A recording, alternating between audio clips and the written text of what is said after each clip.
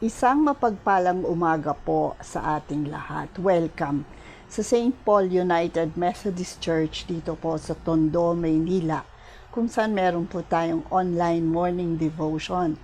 From Mondays to Fridays, umpisa po ng alas 6 at face-to-face tuwing Sabado sa conference room. At sana po samahan nyo kami alinman dun sa dalawang activity na yon. Sa araw na to, ating pong pagbulay-bulayan, no? Samahan niyo ko sa pagbasa mula kay Apostol Matthew, chapter 3, at tanging verses 16a and 17 ang aking babasahin, King James Version. Verses 16a, and Jesus, when he was baptized. And verse 17, and lo, a voice from heaven saying, "This is my beloved Son, in whom I am well pleased." Good morning po. Sa araw na to, pagbulayan po natin tungkol sa baptism, a sacrament affirming that you are one with God. Imagine God then saying, "This is Lauren," or say your name, "in whom I am well pleased." Nang tayo po ay mga bata, our parents brought us to church and had us baptized and named, no? And sa huli noon, para na rin pong sinabi ng ating mga magulang na, "Lord, ito po ang aking anak, si Lauren. At ako po'y natutuwa at sana po kayo din." No? And then of course, tayo bilang mga Kristiyano, ay dadaan din sa isa pa, at ito lalo na for Methodist, a confirmation, kung saan maririnig muli natin itong mga salita. Ngunit this time around as adults. No?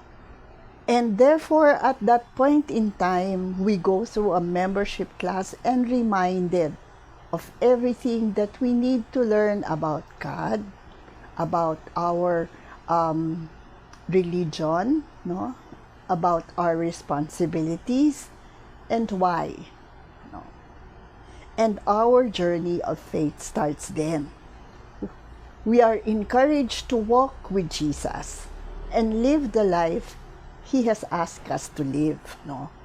And we are also called to serve, no? In loving response to God for bringing us into this world, and to Jesus who led us into the light, and pray that we stay. No?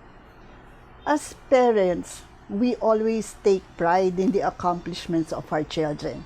Kung kaya tayo po ay hindi nalalayo ng sinabi ng Diyos nang makita niyang binaptize si Jesus ni John the Baptist sa River Jordan. Sabihin na, "This is my beloved Son, in whom I am well pleased." At dito din sasabihin natin, God when we were born would have said the same. After all, we were tearfully and wonderfully made. And then again, Jesus in our life during confirmation would again say, "Ayan, anak, tanggapin mo ko. Magsilbi ka." No, in all humility, matutuwa po ako, sabi ng Diyos sa kanya. And binasbasan pa tayo ng the Holy Spirit, empowering us to be able to walk that faith and talk about that faith. Kung kaya sa araw na to, wag po nating isipin na we are all, no, born and say na, "Bakit pa ako ipinanganak? After all, Jesus, at hindi naman ako kapara ni Jesus, no, nasasabihan na I am well pleased." But God made us tearfully and wonderfully made sa kanyang wangis. Gagawa ba naman nga naman siya na hindi kaaya-aya? Gagawa ba siya na hindi makakabuti? Gagawa ba siya ng isang bagay na hindi magugustuhan?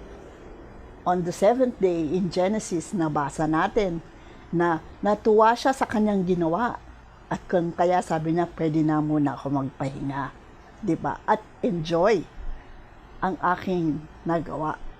At ganun din po tayo. As Christians, no, we are encouraged as well as invited to join the fellowship of brothers and sisters in Christ. To be in the light, enjoy the light, and share the light in fellowship.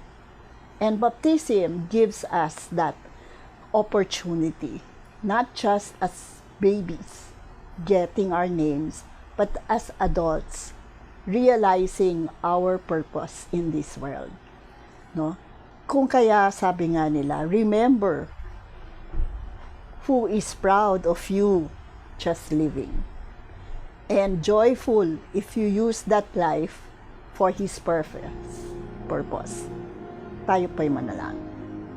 Nagpapasalamat kami, Panginoon, sa inyong kabutihan, sa inyong kagandahang loob, Lord God, na binala mo kami dito sa mundo. At hindi lang po pinanganak, Panginoon, kung hindi tinuruan, ginabayan, inalalayan, hindi pinabayaan, Lord God. At kung alam po lang namin sana, na sa mga panahon na kami ay nahihirapan, kayo din. At sa mga panahon, Lord, na kami lumalapit sa iyo, hindi nyo kami tinatanggihan. At sa mga panahon, Lord, na sinabi namin, Lord, here I am, bukas palad mong wini-welcome kami, Panginoon. Salamat sa baptismo ng tubig na siyang magbibigay sa amin ng buhay at kagandahang loob sa aming panahon. Maraming salamat, Panginoon, all in the name of Jesus. Amen.